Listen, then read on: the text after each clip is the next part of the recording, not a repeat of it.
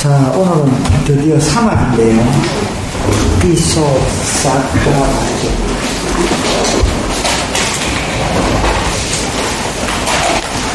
사막.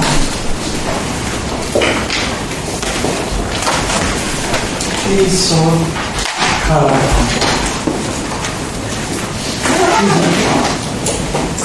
세 가지 배움. 테라와다권에서는 남방에 가면 지겹도록 정말 귀에 딱지가 앉을도록 듣습니다. 로바, 도사, 모아. 로바, 도사, 모아. 로바는 힘, 도사는 썩는 화, 모아는 의스러운 무지. 이것을 신라, 사마리, 빠냐로 대결한다. 로바, 도사모와 신라, 사마리, 빠냐. 막 이 6단어를 귀에 딱다리가 앉을 동안 듣도록 듣습니다. 그러니까 어떻게 보면 초기 불교는 이 사막이 전부라고 할 수도 있습니다. 자, 사막이란 바로 지금 설명한 로바, 도사, 모아, 탐욕과 성냄과 어리석음을 벗어나기 위한 배움입니다. 자, 그렇다면 사막을 알기 위해서는 반드시 무엇이 전제되어야 되겠습니까? 삼독을 알아야 합니다. 그죠? 로바, 도사, 모아. 이것이 사막은 요거니까 개정해.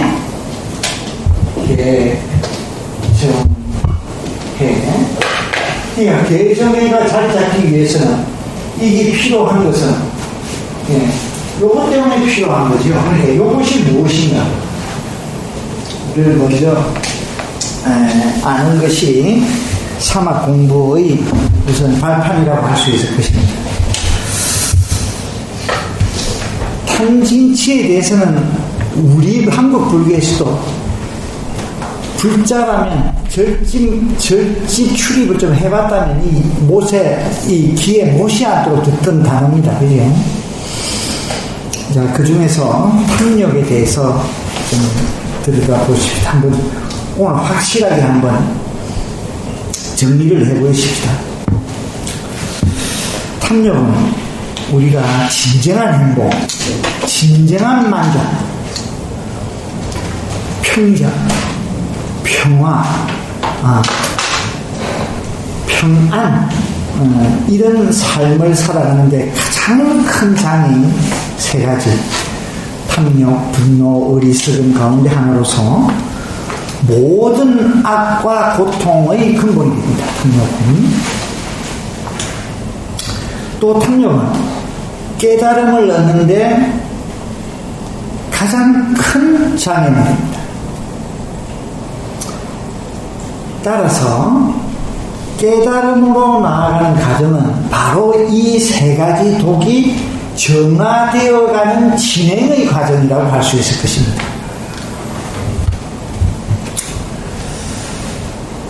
불교의 모든 수행들은 궁극적으로 모두가 이 삼독으로부터 자유롭고자 하는데 목적을 두고 있습니다.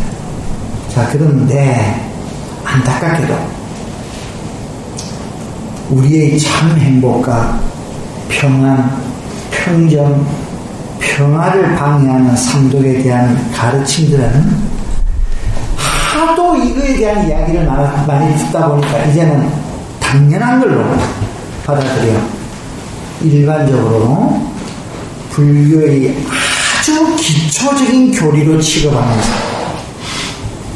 누구나가 상식적으로 잘 알고 있는 범주의 내용으로 생각하고는 이걸 깊이 숙고하지 않고 그냥 대충 넘어가는 그런 경향이 지금까지 우리의 모습이었습니다.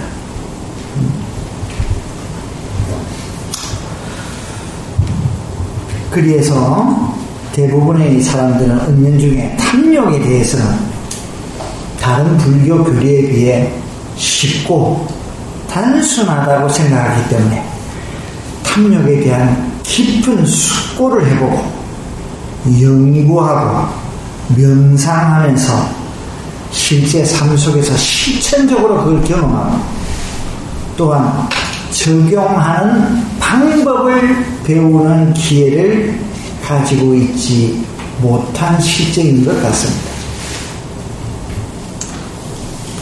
대부분의 수행자들은 탐욕이 왜 발생하나, 탐욕의 본질적인 구조는 무엇이며, 그래서 어떻게 해롭고 나쁜 것인가,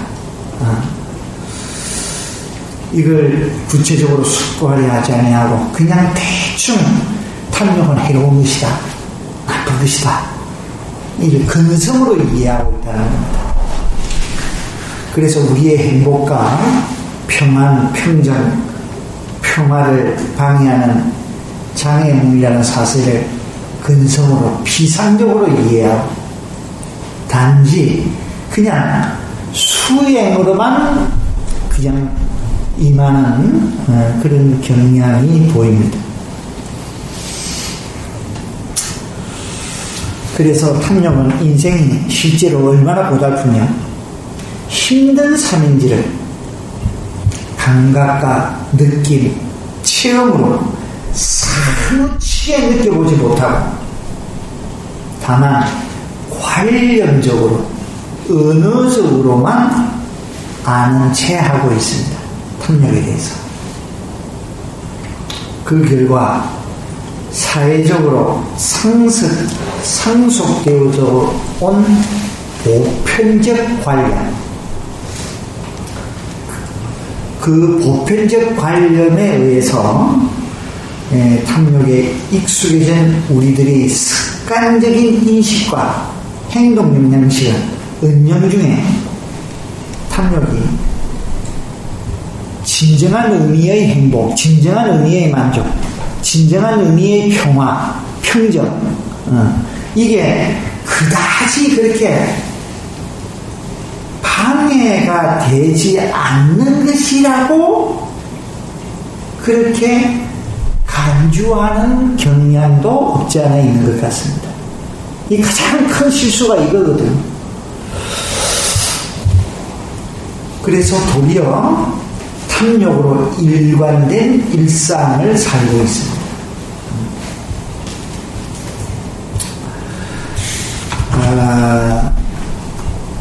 우리가 참 행복, 참 만족, 평정, 평화 이런 것에 진정으로 필요하지 않고 도움이 되지 않는 것을 우리가 원한다면 아무리 그것을 얻었다고 할지라도 그것으로 만족하거나 우리의 내면이 충만되지 못합니다. 왜냐하면 그것이 우리가 진정으로 원하거나 필요한 것이 아니게 되기 때문입니다. 지금 배를 아주 심하게 지금 배고파하고 있는 사람에게 한 그릇의 라면이 제공됐을 때는 그 한 그릇의 라면에 의해서 그것이 너무나 필요한 것이기 때문에 그 한 그릇의 라면에 의해서 충만됩니다. 만족됩니다. 네. 그러나 배에 고프지 않는 자는 당장 음식이 필요하지 않은 이가 라면 한 그릇이 제공돼. 라면보다는 조금 더 나은 것, 떡라면 이 제공된다 하더라도 그거에 대한 감사의 마음은 절대 생겨나지 않습니다. 예. 그 탐욕이 이런 거 아니냐. 이 탐욕이 사실은 우리의 고통의 전부인데도 탐욕에 대한 깊은 숙고가 없거든요.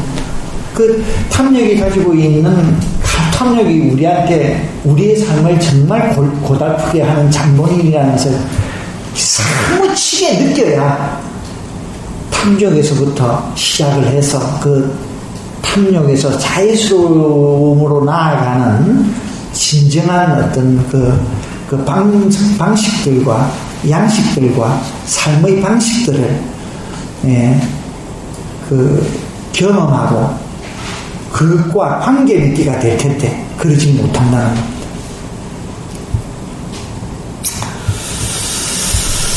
탐욕은 필요 이상으로 구하는 것. 필요 이상으로 구하는 것. 전에는 필요했지만 지금은 더 이상 필요하지 않음에도 불구하고 계속 그것을 원하고 구하고 있는 것. 또 지금 당장은 필요하지 않은데 내일을 위해서 불확정적인 미래가 걱정돼가지고 그러한 염려 때문에 원하고 구하는 것 등과 관련된 욕구와 행위입니다. 그러니까 지금 여기를 사는 것이 아니죠. 탐욕은 그것과 관계가 있습니다. 자, 그렇다면 왜 필요 이상으로 구하거나 지금 필요하지 않는 것을 구하는 것이 문제가 되는가? 이 부분을 우리는 꼭 좀 짚고 넘어가야 될 것 같습니다. 그것은 그 탐욕하는 마음이 now and here, 지금 여기서 이 순간의 누림,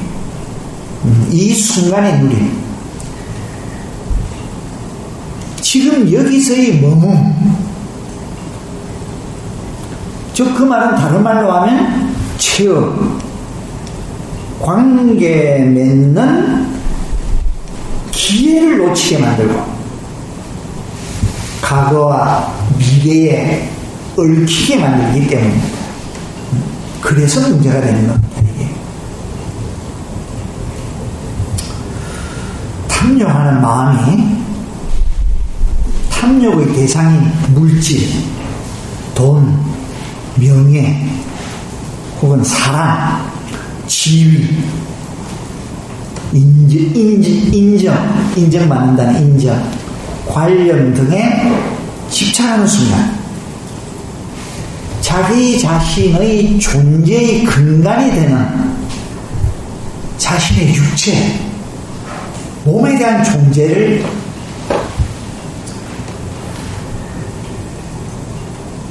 잊어버리게 됩니다. 예. 내가 지금 현재 실존하고 있다는 이 자체에 대한 의식을 갖지 못하게 됩니다. 그래서 지금 여기 이 순간에 머무는 것을 실패하게 만듭니다. 그러니까 거기는 만족이나 충만이 있을 수가 없죠. 예. 충만이라는 것은 어떤 것이 채워져서 오는 것이 아니거든요. 예. 이 순간에 머물 때, 이 순간을 누릴 때 충만은 오는 것입니다. 이 충만의 양이 채워져서 충만되는 것이 아닙니다.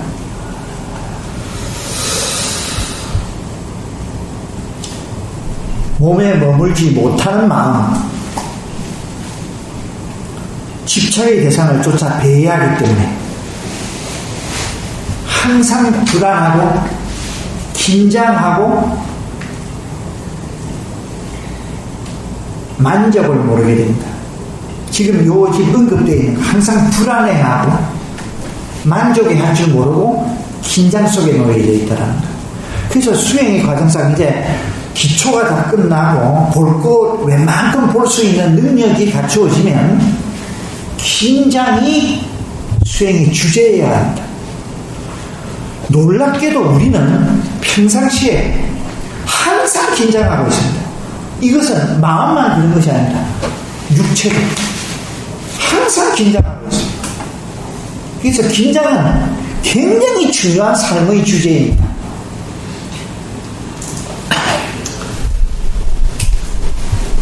왜 그러느냐? 지금 이 순간, 이 나이, 육체, 몸에 머물지 못하고 있기 때문입니다. 그러니까 실존이라는 의식이 없습니다. 그래서 그런 것입니다. 그래서 긴장하게 되는 것입니다. 긴장은 어디서 오느냐? 충만이 아닌 곳에서 오는 것이거든. 충만이 되어버리면 긴장이 없어.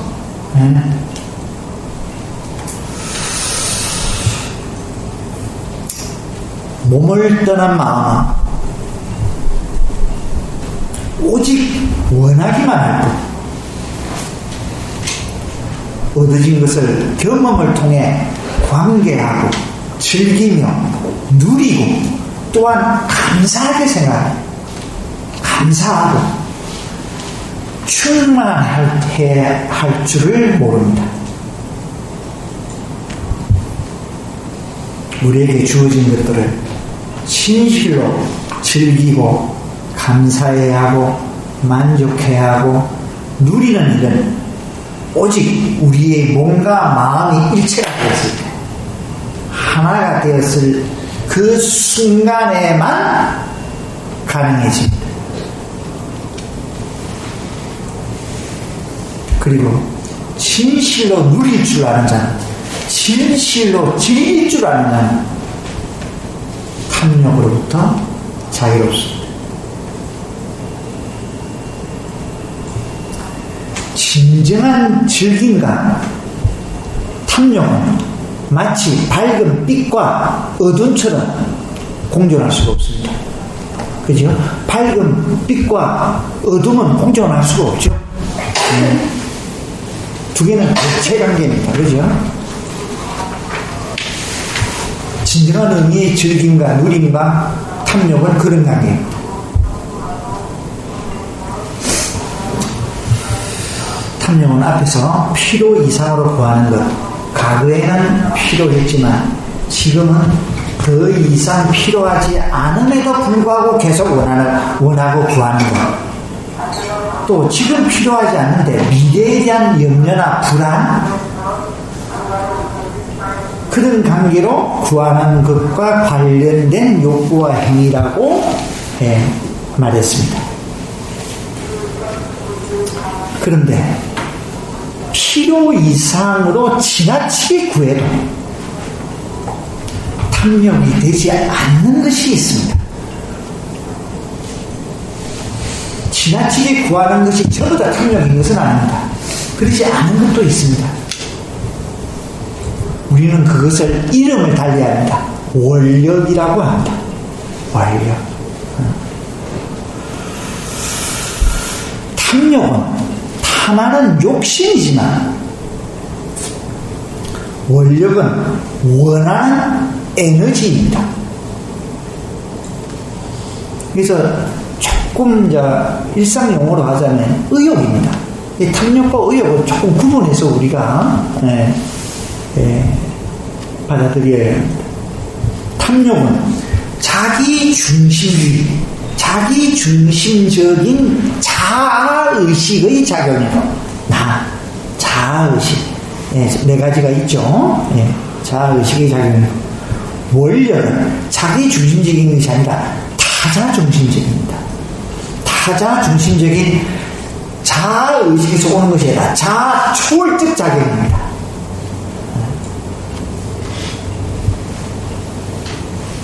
탐욕은 자아만을 향해서 있기 때문에 일방향적입니다. 그러나 원력은 타자 중심적이기 때문에 나와 타자와의 관계가 있습니다. 그래서 이거는 양방향적입니다. 일방향적인 것이 아닙니다. 또 나와 타자를 동일시합니다. 두 개를 구별하지 않습니다. 그런 의미에서 양방향적입니다. 그래서 탐욕은 분별, 편견, 우월, 분노, 시기와 질투, 경쟁, 소외, 좌절 등 부정적 에너지를 동반합니다. 원력은 정반대지요. 사랑, 영리, 용서, 배려, 감사, 기쁨, 공존, 더불어 사랑, 그 다음에 지혜, 이와 같은 긍정적 에너지를 동반합니다. 그래서 탐욕은 항상 썬맨과 다음에 경쟁, 다툼을 부르고, 원래는 화해와 배려, 그리고 더불어 사는 삶과 평화를 부릅니다. 특히 여기서 중요한 것이 화해입니다. 화해. 이건 굉장히 중요한 우리 삶의 주제죠. 화해에는 4가지가 있습니다.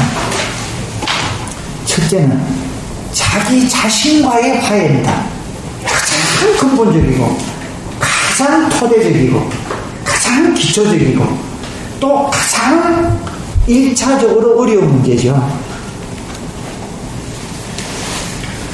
두 번째는 너와의 하자, 화해입니다. 너와의 하자. 세 번째는 이것 또한 만만치 않습니다. 이념과의 화해입니다. 우리는 이 이념 때문에 항상 편견과 분별과, 그죠? 독단과 이거의 노예가 되고 있거든요.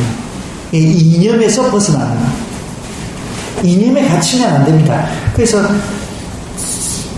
앞서 시간에 제가 그런 말을 했죠. 양쪽에 속하지 말고 항상 경계에 있어라.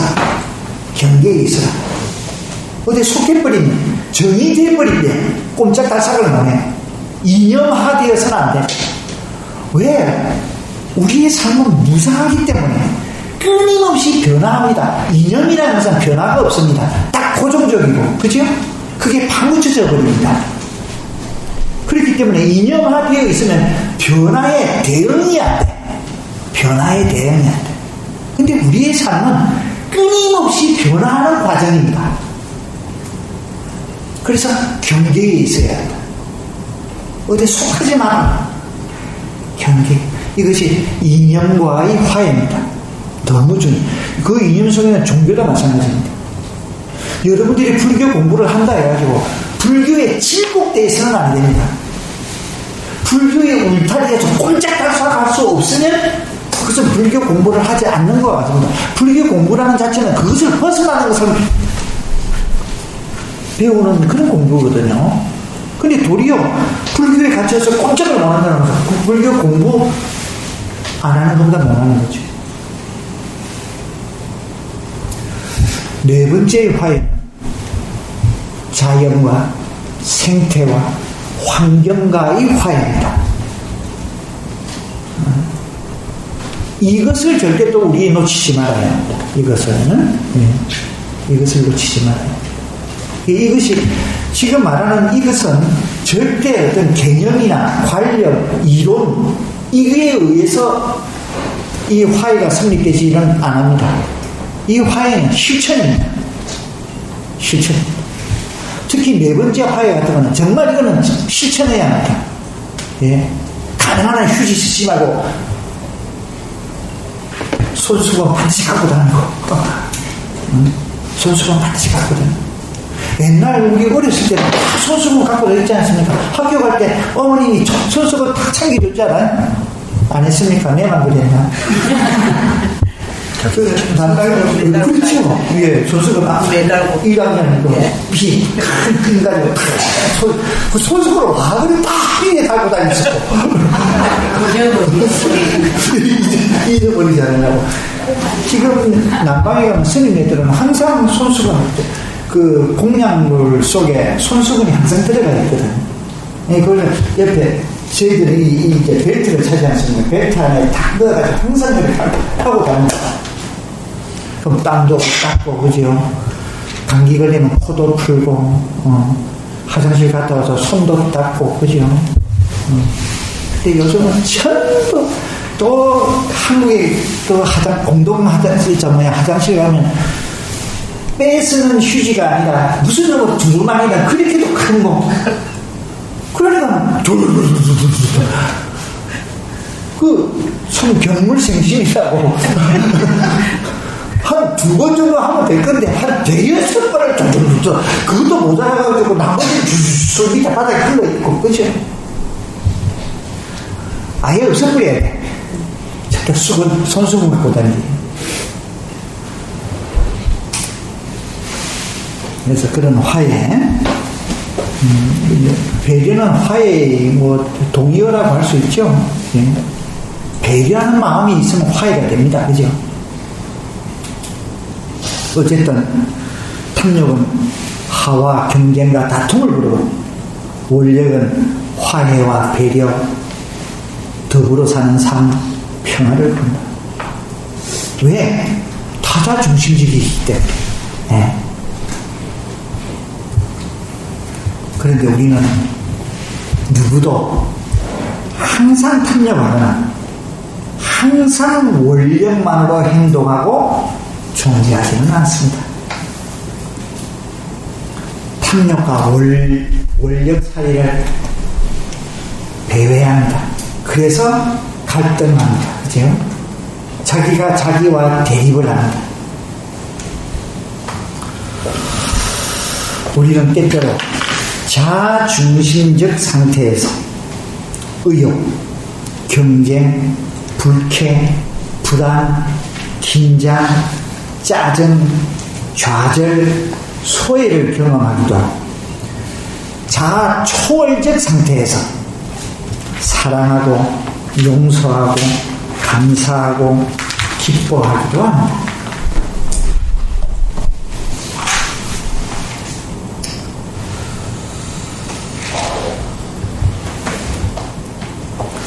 우리는 모두 사랑을 받고 싶어 합니다. 대개의 경우 사람들은 사랑을 받고 싶은 욕구에 집중되어 있고 사랑을 주고 싶은 욕구는 가라앉아가지고 밑에 침잠되어 있습니다. 침잠되어 있습니다. 대개의 경우는 그렇습니다. 전자는 탐욕으로 향해 있고 후자는 원력으로 향해 있습니다. 그러나 그 에너지가 얼마나 강력한지에 따라 또 원하는 것을 성취해가는 과정에 자각이나 통찰 이것이 얼마나 작용하느냐에 따라서 탐욕과 원력은 변화가 가능합니다.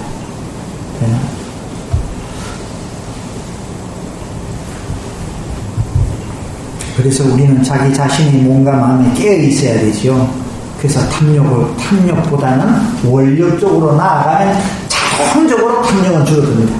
탐욕을 일부러 줄이는 것이 아니라 원력 쪽으로 나아가면 상대적으로 줄어듭니다. 빈 컵이 있습니다. 물이 채우면 빈 컵의 공간은 줄어들듯이 그와 같습니다. 자, 그렇다면 탐욕과 원력이 뒤섞인 마음의 상태를 우리는 어떻게 알 수 있을까요? 구분할 수 있을까요? 탐욕하는 마음이 장애를 만나는 탐욕은 두 가지 양상을 드러냅니다. 하나는 분노, 하나는 공격성으로 변질됩니다. 그 분노와 공격성의 강도는 탐욕의 크기와 정비돼야 합니다. 탐욕이.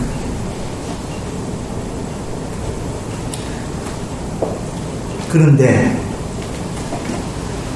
원력이 장애들을 만나는 그 장애들은 디딤돌로 작용합니다. 디딤돌로 작용합니다. 더 확실한 원력의 실행을 위한 어떤 시금석이 된다는 것이죠. 세상에는 우리가 사랑을 주고받을 수 있는 방법들이 매우 많습니다. 실은.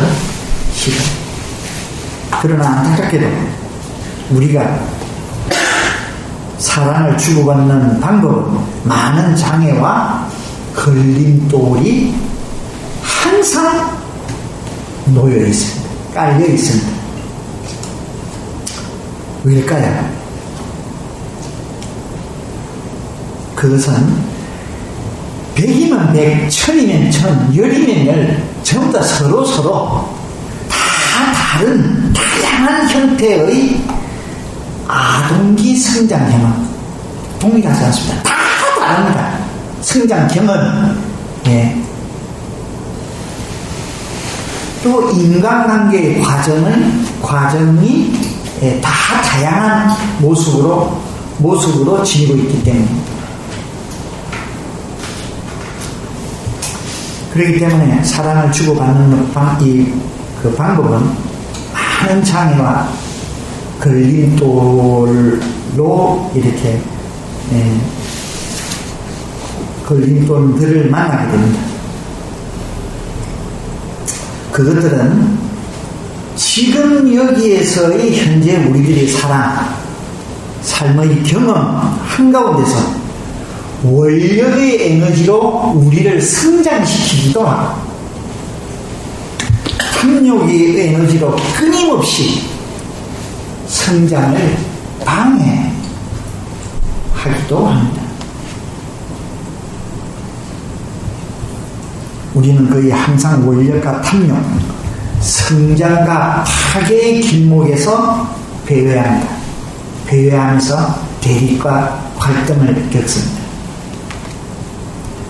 우리의 명예는 이 둘의 끊임없는 투쟁과 대립의 연속입니다.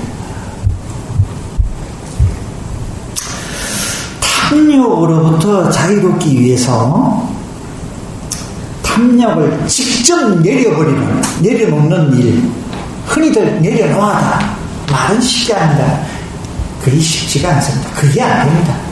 탐욕을 파버리고 그것만 된다면 얼마나 좋겠습니까? 그것만 이루어진다면 문제는 없습니다. 그죠? 다들 도인입니다. 개나 소나 다 도인됩니다. 근데 그게 안 되지. 자, 그럼 무슨 방법이 있을까요? 우리는 어떤 유효한 방법을 찾아 나서야 할까요? 그래서 탐욕을 직접적으로 내려놓는 것보다는 그 반대에 있는 아까 빛과 어둠은 공존하지 못한다고 했지 않습니까? 우리의 초점을 원력으로 돌려야 합니다. 원력으로 자비, 사랑, 친절, 감사, 평화, 나아가서는 집중, 통찰, 이것을 배양하는 수련을 행하는 것이 바로 탐욕으로부터 자유스러워지는 지름길입니다.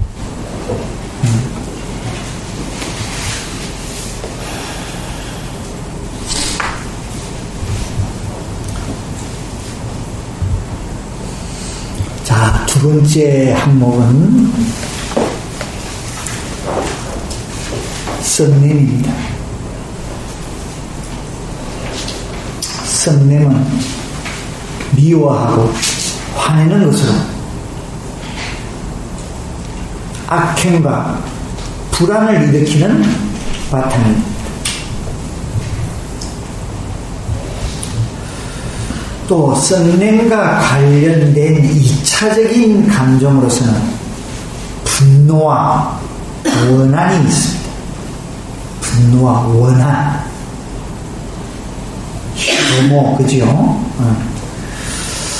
분노는 자기 자신에게 이롭지 않은 대상을 향해 일어나는 거칠고 악한 감정이고, 원한은 분노로 인해 악을 품고 맺어진 감정으로 둘 다 공이 자기 자신을 괴롭힙니다.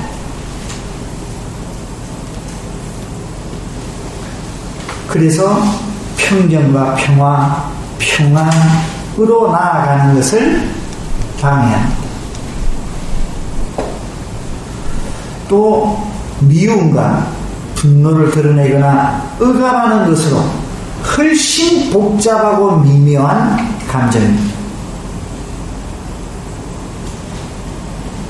썩냄은 우리가 상상하는 것 이상으로 엄청난 불행과 고통을 유발시킵니다. 안구따라 니까야에 이 화내는 사람에 대해서 자세하게 부다께서는 말씀하고 계십니다. 한번 그걸 그대로 한번 가져와 봤습니다. 화내는 사람은 못생기고 수면장애가 있다.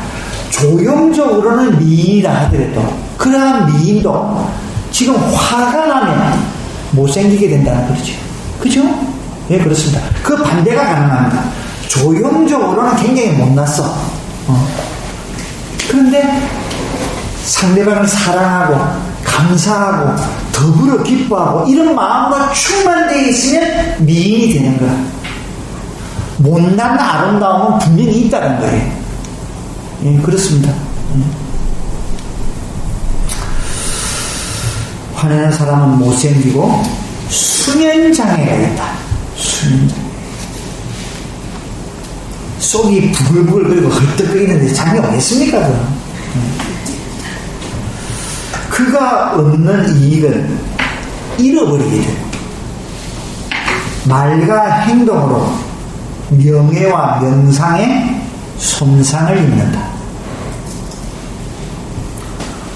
성냄에 압도되는 사람은 자신이 노력해 얻은 부와 지위를 파괴한다. 친척, 친구, 동료들이 피한다. 화는 상실을 가져간다. 화는 마음을 불태운다.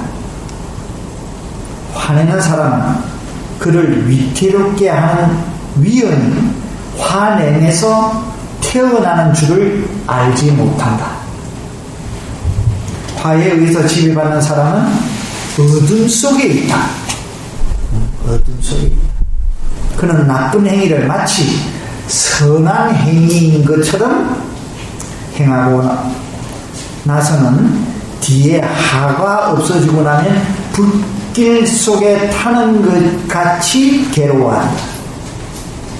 그는 여기에 14인 불꽃조차 가려져 있고 망가져간다. 화는 순식간에 주변으로 퍼져나가는데 그는 부끄러워할 줄을 모르고 악에 대한 공포가 없고 말에 존중함이 없다. 화에 지배받는 사람은 어떤 밝음도 줄 수가 없다.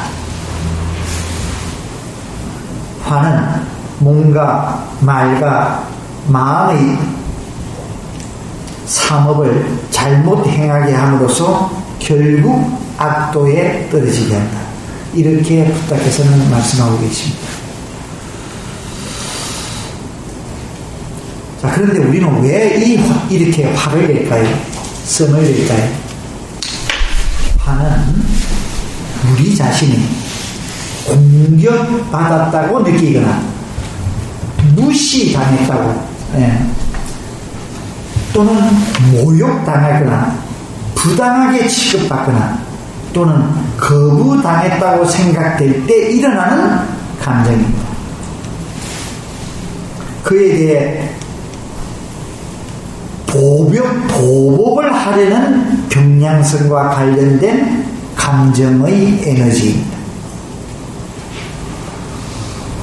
그러므로 자아의식이 강할수록 자아에 대한 집착이 강할수록 성냄의 에너지도 그만큼 더 강합니다. 당연하겠죠. 그러니까 일단 화를 잘 내는 사람은 그만큼 자기에 대한 집착이 강하다. 그렇게 보시면 거의 맞을 것입니다. 그 어느 자리에서 남방스님들이 왔을 때 남방스님들이 같이 이렇게 앉은 자리에서 왜 이렇게 한국 스님들은 화를 잘 내느냐고 그렇게 언급을 했다고 하는 것을 여러분도 들은 적이 있을 겁니다. 그만큼 우리가 자아의식이 강하다는 거죠.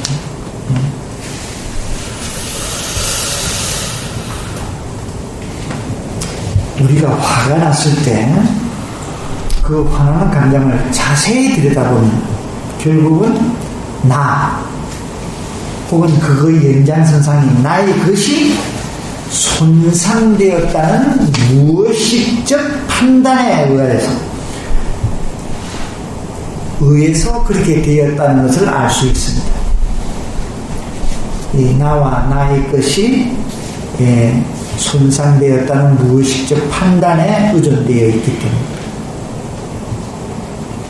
이는 자기 자신이라고 생각하고 있는 그 나에 위반되거나 암암과 악연, 그죠? 자기 자신이라는 존재가 상처를 입었다고 느낄 때, 즉 아에 그 사실에 대한 썩냄이고 또 그것과 연관된 대상을 향한 공격성입니다. 썩냄과 공격성은 불안, 긴장, 두려움 등 2차적인 심리적 성향을 유발합니다. 또 그로 인해 다양한 반응적 행동 양식이 보여지는데 이는 화를 표현하는 방식에 따라서 다릅니다. 흔히 화를 표현하는데 적극적인 방식과 수동적인 방식 두 종류가 있습니다. 적극적 방식은 썩냄과 공격성을 대상하게 직접적으로 드러내는 것이고, 수동적인 방식은 간접적 방식으로 화내는 이 화나는 대상을 향해서 화를 직접적으로는 드러내지 못하고 의감하거나 보다 안전한 다른 방식으로 돌려서 표현하는 방식입니다.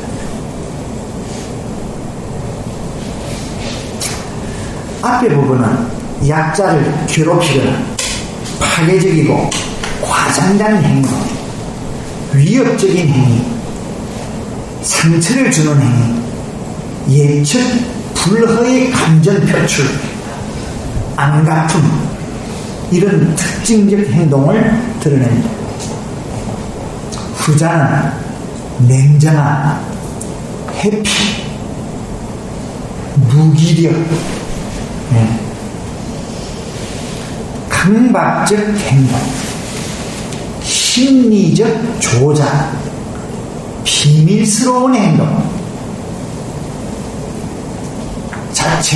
자책감, 의기소침. 또 중요한 것이 어떤 형태로든지의 자기학대 등의 특징적 행동을 보입니다. 또 하나 우리가 유념할 것은 붓다의 말씀에 이런 것이 있습니다. 화내는 자를 향해서 화를 내지 마라. 화내는 자는 마치 바람을 마주하면서 활활 타고 있는 횃불과 같습니다. 그 횃불에 그런 자에게 화를 더불어 같이 낸다는 것은 지금 바람에 바로 정면으로 부딪혀서 횃불이 활활 타고 있는데 그게 다 기름을 확 끼얹는 것과 유사합니다.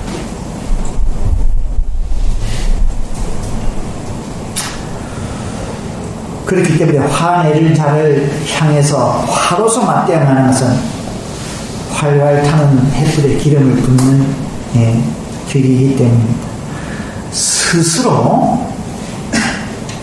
스스로 타는 자를 향해서 자아의식을 발동하는 것은 어리석음입니다. 그래서 그 화가 가라앉을 때까지 기다려야 합니다. 기다려야 합니다. 이 기다림은 때로는 굉장히 미덕입니다. 그리고 기다림은 우리 삶에서도 굉장히 중요한 주제입니다. 요즘 학부모들은 기다릴 줄을 모르는 것 같아요. 지금 내 아이가 문제가 생긴다. 당장 어떻게 해야? 공부 안 하면 당장 공부하기를 기대하고. 기다리지 못해. 더구나 우리 사회가 더 그렇죠. 대표적인 것이 자동차 운전. 그지요? 자동차. 기다릴 줄을 모릅니다. 기다릴 줄을 몰라. 좀 의기가 차지.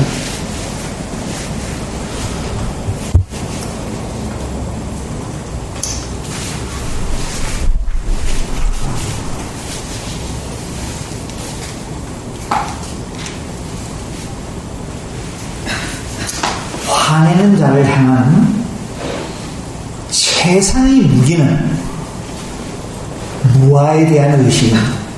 무아. 왜냐하면 화는 자아에 대한 집착의 불길이기 때문입니다.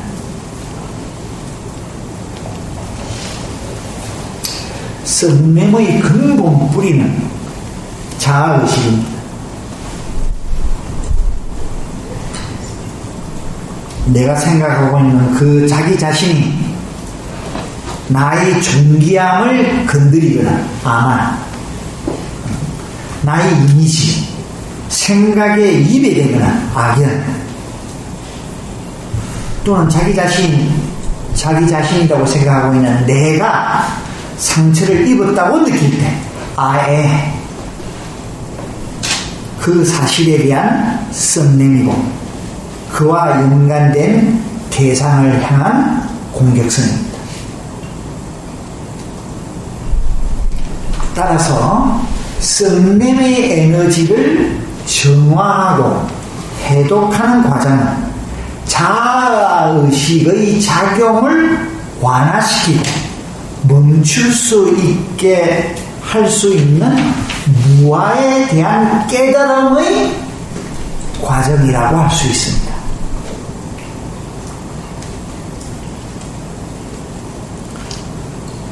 무아에 대한 깨달음은 썩냄에 국한되지 않죠.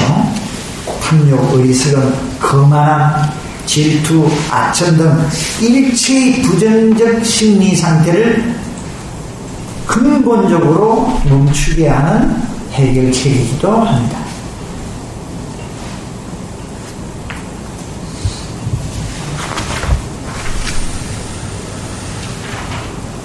우리는 매 순간 뭔가 우리의 기대와 뜻에 어긋나는 일로 너무나 자주 화를 내고 짜증을 냅니다.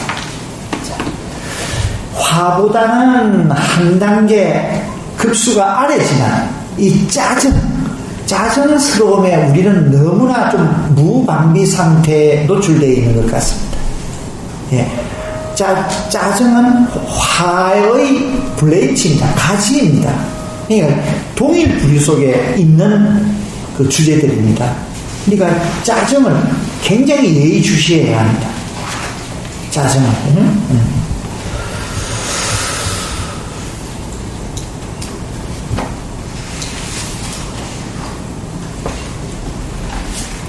그러므로 성이 났을 때 썩냄은 삶에 있어서 중요한 주제로 받아들여서 그 썩냄에 맞춘 실천 수행을 생략하면 절대로 안 됩니다.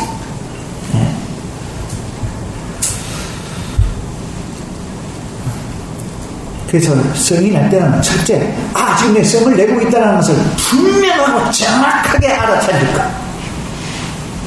이것을 어때 절대적 주제로 삼자는 거예요. 절대적 주제로.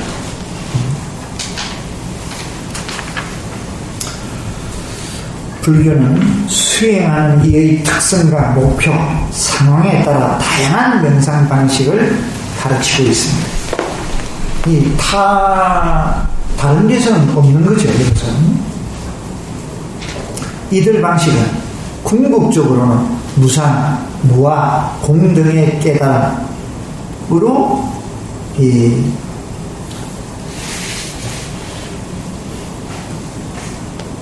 인도하고 가깝게는 상식과 교양, 상식과 교양 수준을 벗어난 사회적 행동과 심리적 증상들을 정화하고 해독합니다.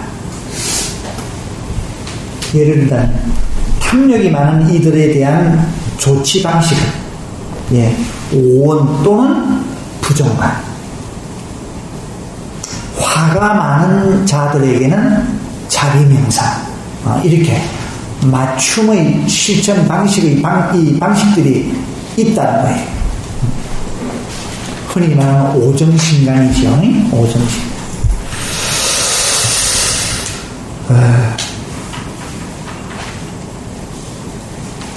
자비심은 화를 직접적으로 드러내는 양식의 사람들은 물론 간접적이고 억압적인 양식의 사람들에게도 매우 효과적입니다. 대개 화를 많이 내는 사람의 일차적 피해자는 그 가장 가까운 주변 사람, 가족이나 사랑하는 사람들입니다. 특히 화를 적극적으로 드러내는 힘은 그 주변 인물들로 하여금 늘 불안하고 긴장하게 만듭니다. 자, 그런데 그들을 사랑하지 않아서가 아니라 문제는 자기 감정에 휩싸여 있기 때문에 상대방이 느끼는 불안이나 긴장감을 제대로 알아차리지 못하기 때문에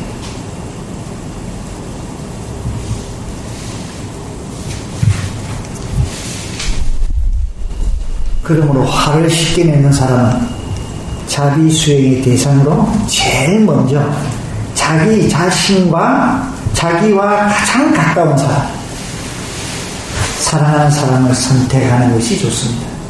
대개의 경우는 이렇죠. 그래서 자비간의 순서는 가족에서부터 처음엔 자기 자신과 그 다음에 가족에서 출발합니다.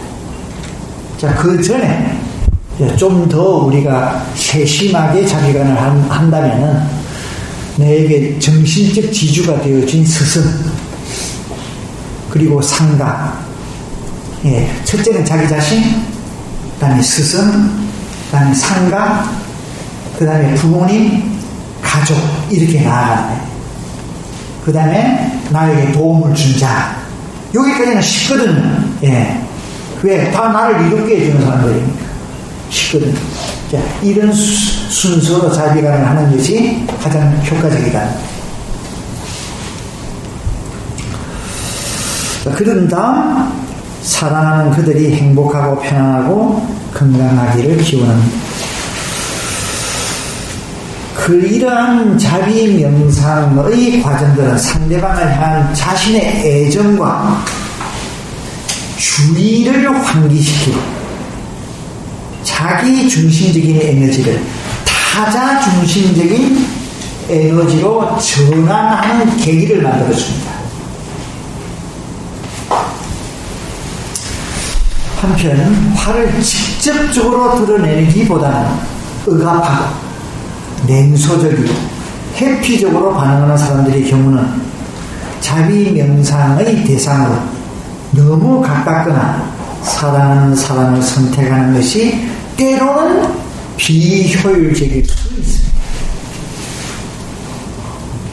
그들은 가까운 사람들이나 사랑하는 사람들에게 화를 직접적으로 표현하지 못하는 아주 소극적 그런 성향을 가지고 있습니다.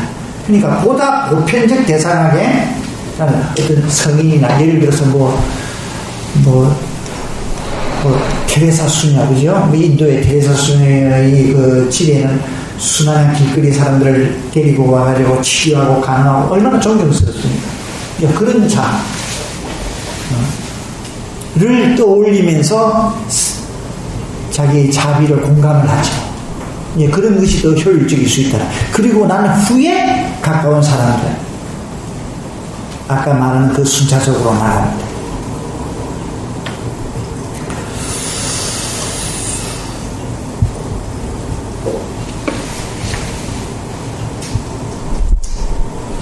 갈수록 우리 사회는 화로 인한 공격적 행위에 대해서 무신경해지는 경향이 있는 것 같습니다.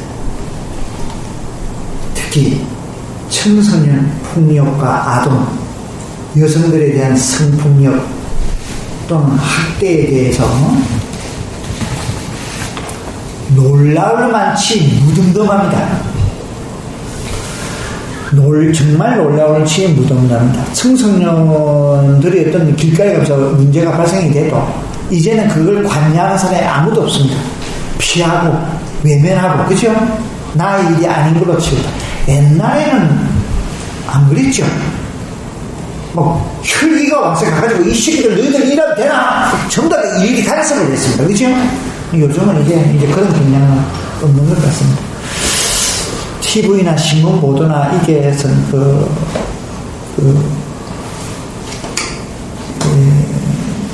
성폭행 뭐 이제 이런 게 나더라도 뭐 그런 것 같다 하고 넘어갑니다. 무덤덤해져 있습니다. 물론 또 이게 또 여러 가지 이 장치적인 것이 많죠. 또 여성 자체도 무슨 막말로 평소에 해 다니는 자기의 어떤 그 노출 경향 이런 것들이 가거에 대해서 너무 심합니다. 그러니까 상대적으로 이런 폭행이 일어날 수 있는 어떤 동기 유발의 가능성들이 굉장히 열려져 있습니다. 그래서 참 이게 단순한 문제가 아니죠. 근데 어쨌든 간에 이런저런 이유로 이런 부정적 행위에 대해서 굉장히 우리는 무신경해지고 무덤덤해져 있는 것만큼은 사실입니다. 그러나 그것은 너그러운 것이 절대 아니죠. 무지하고 저급한 문화, 사회임을 입증하는 징표입니다. 왜냐하면 화는 주로 강자가 아닌 약자를 향해서 표출되는 것이죠. 그죠? 네, 그렇습니다. 특히 우리 한국인들이 아주 부정적인 민족 하나는 강자한테는 굉장히 약하고 약자한테는 지독하게 강합니다. 우리보다 못 사는 자, 아프리카 흑이 저 동남아 수행이다. 아주 갈세하죠. 그 기업 같은 데서도 그네들이 취업해 오면 정말 무슨 노예 취급을 하고 있거든요. 화는 주로 강자가 아닌 약자를 향해서 표출돼. 항상 희생양을 찾기 때문입니다. 희생양. 그래서 문화 수준이 높고 건강한 사회일수록 화의 공격적 행위에 대한 처벌은 엄격합니다.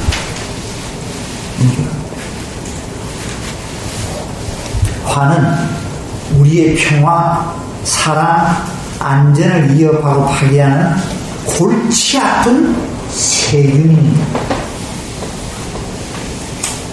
성숙한 개인, 성숙한 사회일수록 화를 다스리는 일은 선택사항이 아니라 의무와 책임으로 간주합니다.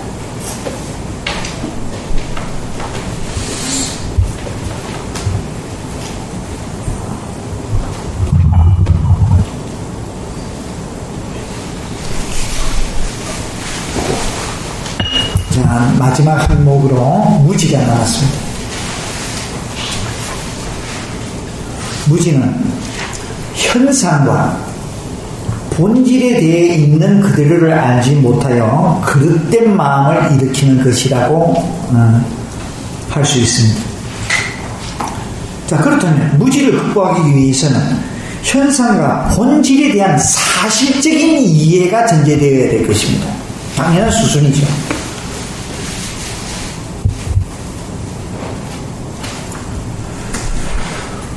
우리는 사실을 잘 모릅니다. 있는 그대로의 양상을 잘 모릅니다. 이것을 뭐라고 했습니까? 인식의 오류라고 했습니다.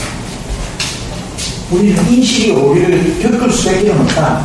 이런 것을 우리 내 쪽에 가지고 있다. 내면에 가지고 있다. 왜? 무지하게. 이 무지는 어디서 오냐? 개념,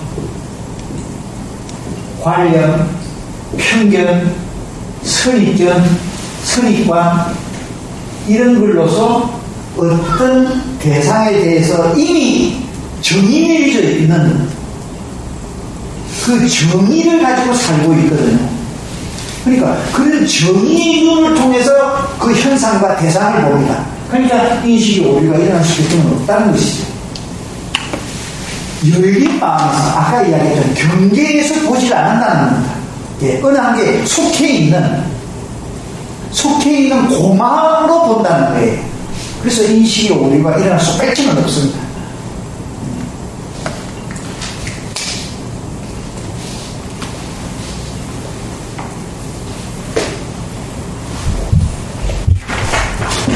그래서 사실을 모르죠. 그래서 인식이 오기 때문에 우리는 사실을 모르죠. 있는 그대로의 것, 리얼리티를 모른다는 겁니다. 그래서 윗바사나 수행을 한다는 것은 사마타 수행은 뭡니까? 마음을 집중하는 대상이 뭡니까? 선생님 뭡니까? 개념, 그죠? 이미지, 영상 이런 것입니다. 그건 사실이 아니지 않습니까?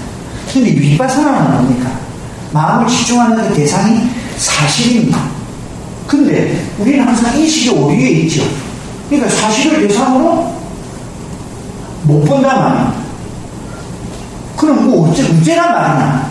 그래서 윗바사나 수행은 그 사실을 모르기 때문에 집중해야 할 대상이 뭡니까? 사실 대신에 현상을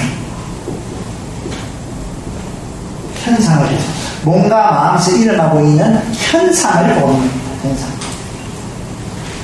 그래서 이 현상 내면에는 뭡니까? 인식 오류가 제거된 사실이 그 안에 포함되어 있죠.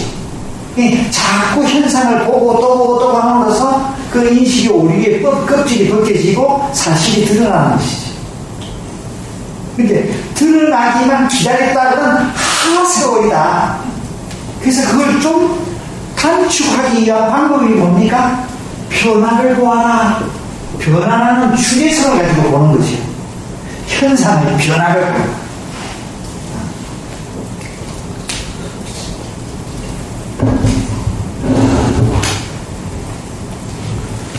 어쨌든 간에 우리가 이렇게 무지를 극복하기 위해서는, 즉 인식의 오류를 제거하기 위해서는 현상과 본질에 대한 사실적 이해가 전제되어야만 합니다. 현상은 우리 인간이 지각할 수 있는 대상의 모양과 상태를 말하는 것이고, 본질은 현상으로 드러나는 그 양식과 양태의 특정적 성품을 말합니다. 네이처.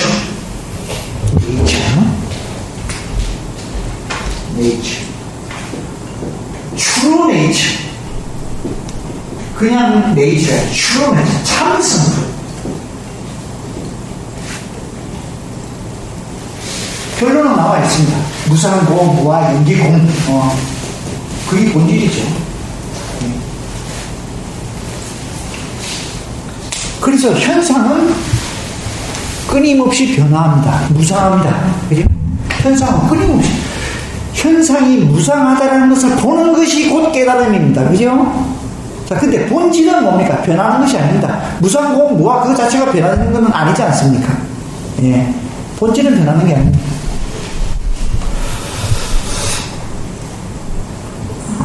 현상의 본질은 불변이다. 무상하지가 않다. 왜냐하면 본질은 조건이나 상황으로부터 자유롭고 조건 지어지지 않는 것을 전제로 하기 때문이다. 그래서 현상의 본질 자체는 조건적인 것이 아니라서 무상하지가 않다.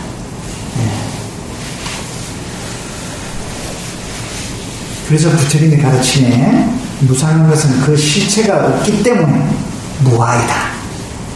무상한 것은 그 실체가 없기 때문에, 본체가 없기 때문에 무아이다 라고 하시는 겁니다. 그래서 일체 현상의 본질은 무아이다.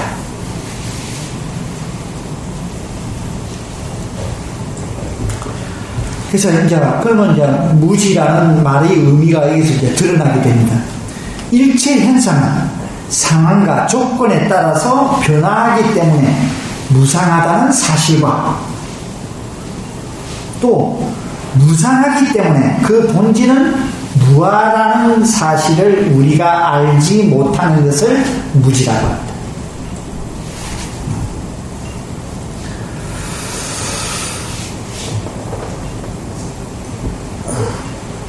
그리고 무지하고 어리석기 때문에 현상을 경험하는 태도나 현상을 대하는 반응이 그릇되고 해석이 올바르지 않고 왜곡되어 있다는 것을 의미합니다. 그렇게 어리석기 때문에 현상을 이제는 탐하고 현상에 대해서 화를 냅니다. 그리고 마침내는 고통스러워합니다.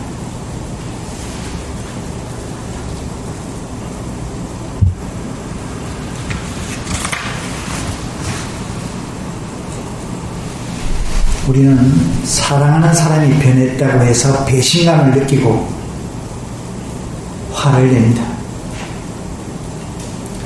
그런데 사랑은 조건에서 일어나고 조건 지어져 있기 때문에 무상함을 지니고 있습니다. 사랑은 정의가 이룰 수가 없습니다. 그리고 우리가 사랑하면 그 반대 극부인 항상 이별을 생각하게 되는데 사랑 따라 이별 따라 항상 생각을 하고 있습니다. 그런데 그렇지 않습니다. 사랑과 이별은 한 세트입니다. 두 개는 같이 있는 겁니다. 이것을 모르기 때문에 상대가 변했을 때 배신감을 느끼고 죽이려고 한번 덤비됩니다. 근데 그렇지 않다. 사랑은 그 안에 이미 이별은 포함되어 있는 것이다. 이것을 모르는 무지 때문에 상대방이 배신했을 때 괴로워하고 하늘이 무너지는 것 같고 살마음이 이제 더 이상 없는 것 같고 그 당시에는 그렇죠. 캄캄하지. 요즘은 또 그게 아닌가.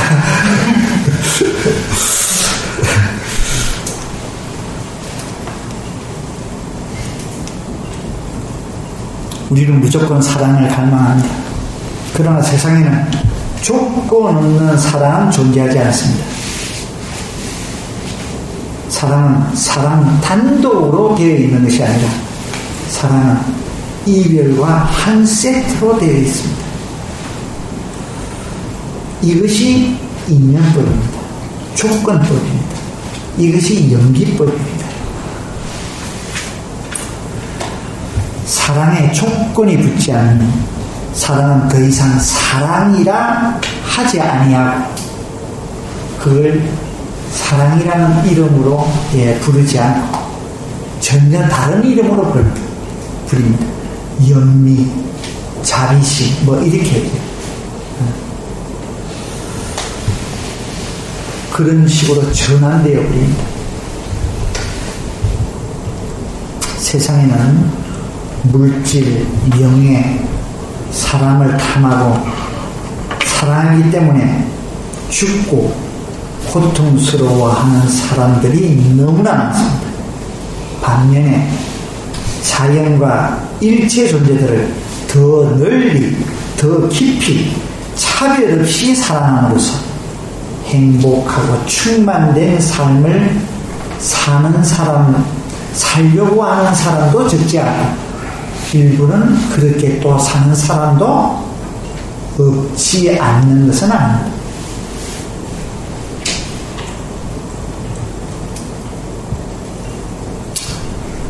무상에 대한 깨달음, 집착과 탐욕의 격정을 자애로움과 연민심으로 전환시켜줍니다. 그래서 어떻게 하든지 무상을 경험해야 됩니다. 무상을 사무치게 느껴야 합니다. 무상은 이게 우리 깨달음이 제일 첫 번째 고리입니다. 고리. 제일 첫 번째 단계입니다. 무상을 적나라하게 보는 것. 무상을 사무치게 느끼는 거야.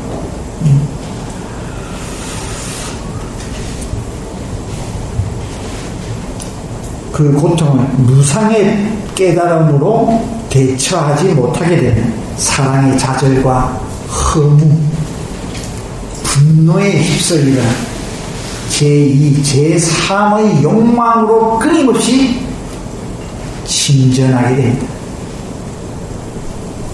이와 같은 이유에서 불교는 고통을 치유하기 위한 근본 방향 처방으로 무지로부터의 해방을 주장하는 것입니다. 그래서 우리는 깨닫고자 합니다. 조건주의적인 일체의 존재들은 무상하고 고유한 자아가 없다는 사실을 깨닫고자 하는 것입니다.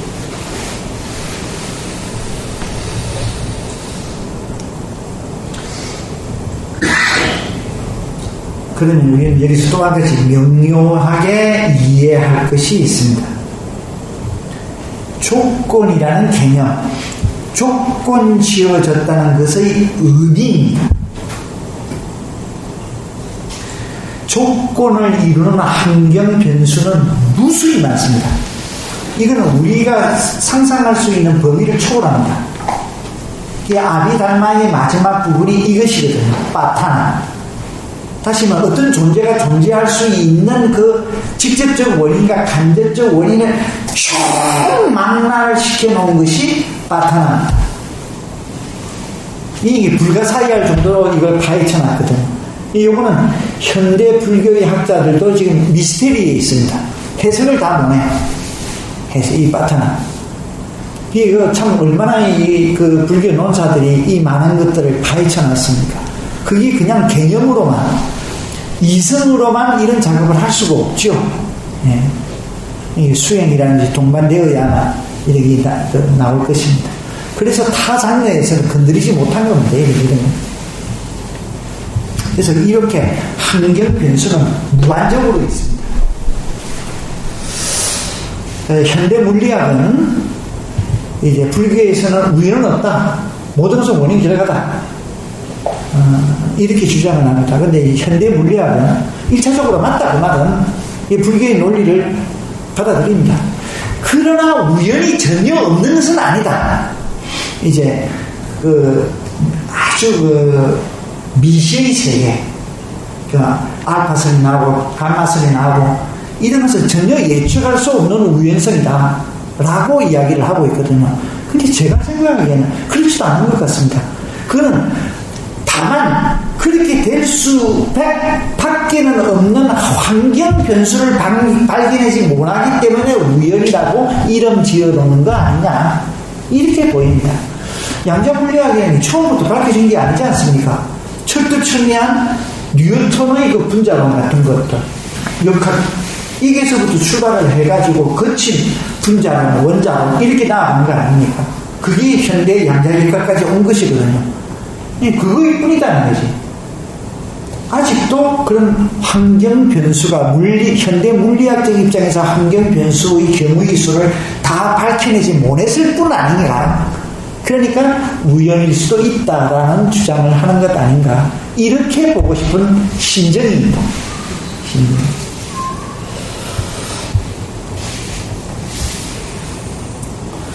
우연히 존재한다라는 것이 가능하다면 조금 골치 아파져.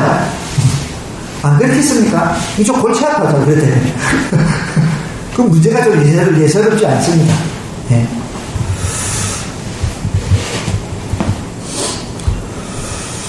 자, 이런 이 조건을 이루는 환경 변수는 무수히 많지만 그걸 다 합하면 크게 두 가지로 생각해 볼 수 있습니다. 시간과 공간이라는 조건입니다. 이제 무상이라는 것은 어떤 의미에서는 시간이라는 그 좌표를 위주로 읽어본 것이고, 무아라는 것은 공간이라는 좌표에서 읽어본 내용이라고 해도 크게 다르지는 않을 것 같습니다.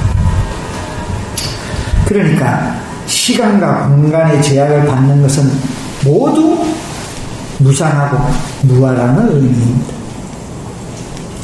세상 만물 가운데 시간과 공간으로부터 자유로운 것을 우리는 아직 만나보지 못했습니다. 뭐 있을까요? 시간과 공간에 조건지지 않고 그와 관계없이 영원함을 보이는 것. 영원함을 보이는 것. 없죠. 현재까지는 없는 것 같습니다.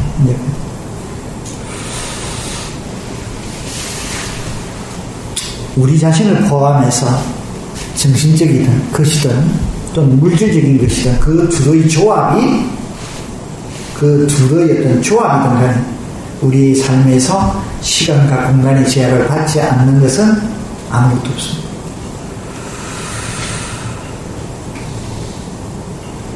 오직 시간과 공간을 초월해서 변하지 않고 존재하는 존재는 없다라는 그 하나의 진리만 있을 뿐입니다. 그래서 부탁께서는 무상과 무아의 이치를 깨달으면 열반에 이르고 깨닫지 못하면 고통의 한가운데 머물게 된다. 이렇게 언급을 하신 거지.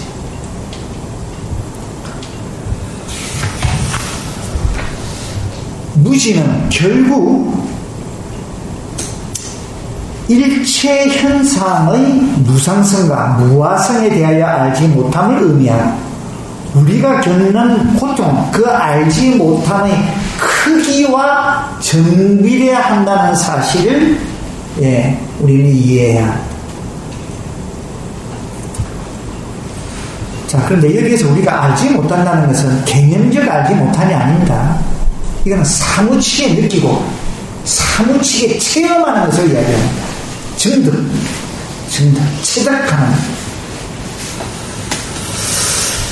따라서 고통으로부터의 해방은 무상과 무아에 대한 깨달음과 직결되어 있는데 문제는 우리들 대부분은 무아나 무상의 가르침은 너무 심오하고 차원이 높은 것이라서 좀처럼 이해하기 힘든 것이라는 강박관념을 가지고 있다는 것에 대해서 언급하지 않을 수가 없습니다. 진리는 어떤 의미에서는 간단 명료합니다. 그리고 바로 옆에 있고 우리가 항상 일상에서 겪고 있는 어떤 것 무엇일 것입니다. 그러지 않으면 진리가 될 수가 없습니다. 그죠? 다만 우리가 주의 집중을 해서 그것을 볼 진정한 의미의 의도를 가지지 못하기 때문에 다 놓치고 있는 것은 아닐까요? 아마 그럴 것입니다.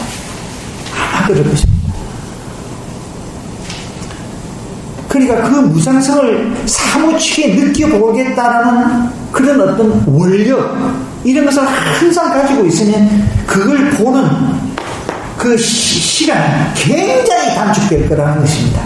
굉장히 단축될 것입니다. 여기서 이제 그 수행의 방법, 공부의 방법이 굉장히 중요한 것이죠. 또 어떤 그 지도를 받는다는 것이 굉장히 중요한 것이죠. 옛 현자들은 지극한 돈은 어렵지 않다고 하셨습니다. 지극한 돈은 어렵지 않다. 그러니까 무아와 무상의 가르침은 참나온 진리이므로 분명 어렵지 않아야 합니다.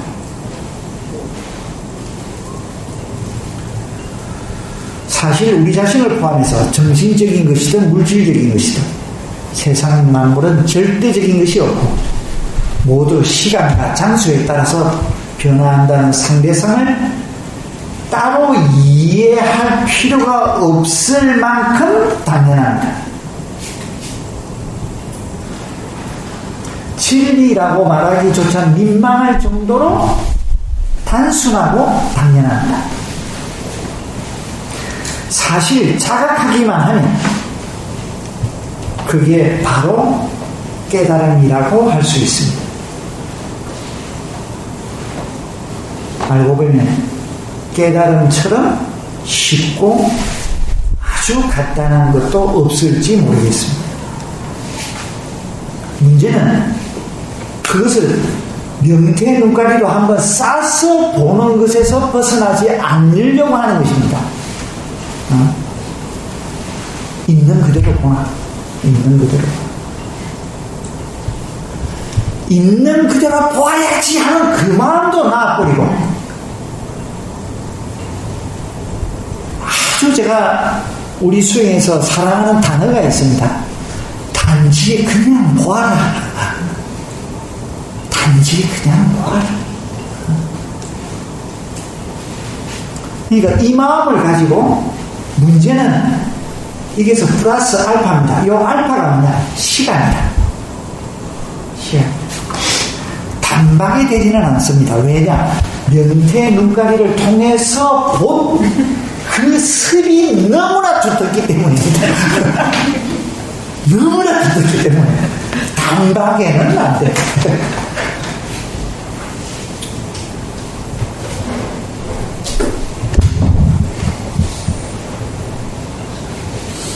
무아와 무상의 성질을 단 한 단어로 표현을 하면 공이 돼. 공은 다시 중도의 이치로 설명할 수 있습니다. 그러니까 일상에서 중도를 벗어나서 정신적으로든 육체적으로든 무리하면 그 결과로 얻어지는 현상이 바로 고통이라는 의미입니다.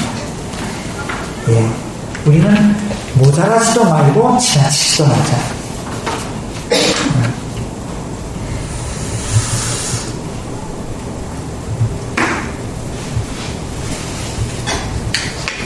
그럼에도 불구하고 무엇 때문에 우리는 깨닫기 위해서 그토록 많은 시간과 노력을 필요로 해왔는가?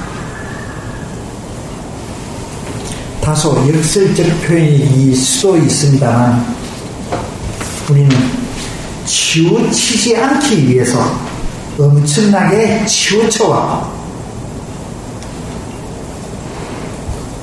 무리하지 않기 위해서 엄청나게 무리하고 있었는지 모릅니다.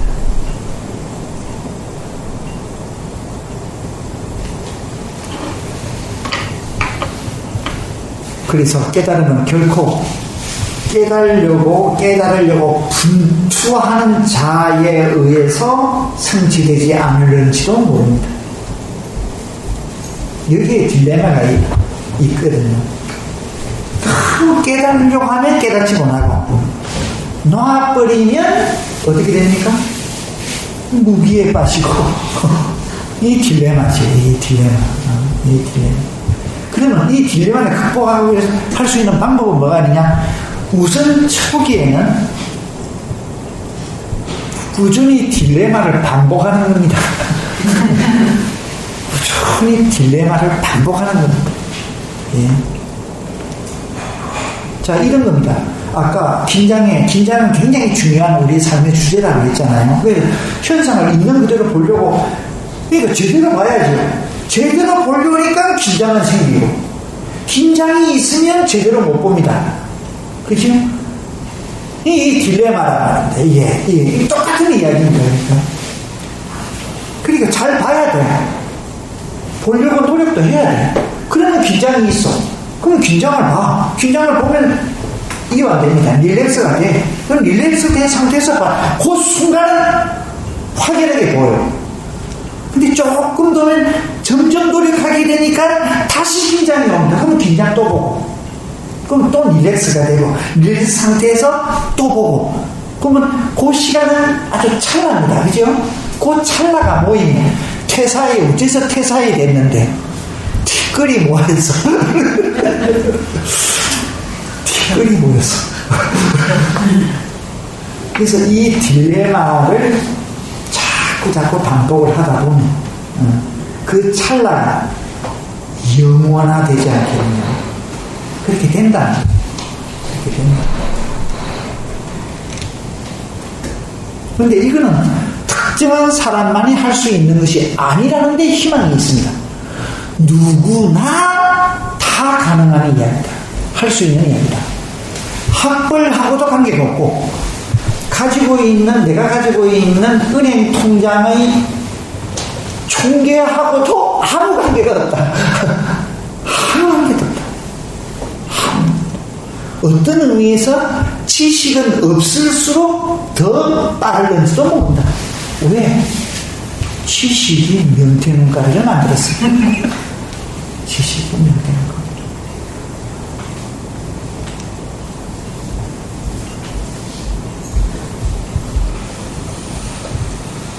삶이 우리가 예상하고 기대하는 대로 일어나는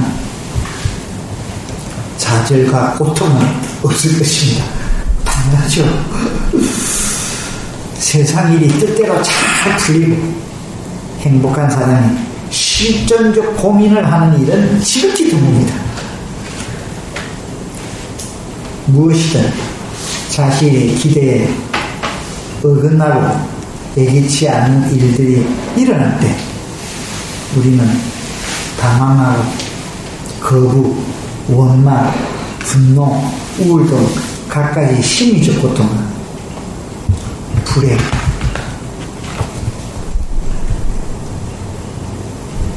괴로움, 아픔을 겪는다. 그러한 고통과 불안, 다시 우리로 하여금 삶의 의미와 목적, 존재의 가치 등에 진지하게 생각하도록 만들고 마침내는 무상과 무아에 대한 깨달음으로 이어질 것입니다. 지난주에 한 나이가 제법 들은 거사님이 찾아왔습니다. 한 몇 주 전에 제가 어느 사이에 다녀와 갔었는데 다시 왔습니다. 출가를 좀 받아달라는 거예요. 제가 그렇게 물었습니다. 왜 출가하려고 하느냐? 너무나 고통스럽습니다. 무엇이 그렇게 고통스러우냐? 국민학교 때 학교에 달리기 선수였다는 거예요. 같이 뛰면 최소한도 전부 다 20-30m 뒤에서 온다는 거예요. 그러니까 그 달리기에 대한 굉장한 자부심과 자존심과 이런 것을 가지고 그 어린 시절을 맞은 거예요. 근데 중학교에 올라와가지고 중학교 2학년 때 하루는 달리기를 했는데 100m를 뛰는데 한 20m를 딱 남겨놓고는 도저히 따라 뛰지를 못하겠다는 겁니다. 20m를 쳐져서 오는 애가 결국 자기를 앞줄에서 가더라는 거예요. 그때 오는 좌절감, 망실감, 그때부터 엄청난 고통이 쌓였다는 내면에. 그러자 그게 계기가 돼가지고 계속 건강이 무너진 거예요. 그래서 항상 고민스럽고 그리고 몸에 구석구석 고통이고 그러다가 우쩌우쩌우쩌우쩌우쩌 해가지고는 이제 철도 전문학교를 다녀서 철도 공무원으로 오랫동안 생활하면서 결혼도 하고 애 둘이 연락 살았는데 식당에 이제 직장 생활도 너무 몸이 괴로우니까 더 이상 못하겠더라는 겁니다. 그래서 이제 가정을 탈탈 털어가지고 식당을 했는데 그 권리금을 너무 많이 줘가지고 도저히 유지가 안 된다는 거예요. 갈수록 내리는 게 그러니까 몸의 고통과 그 경제적인 여건 이런 거 점점 그렇게 되니까 아내와는 더 대화가 안 되고 이제 극한 상태에 온 거예요. 그래서 이제 팔자 파는 것이 낫는 것이다.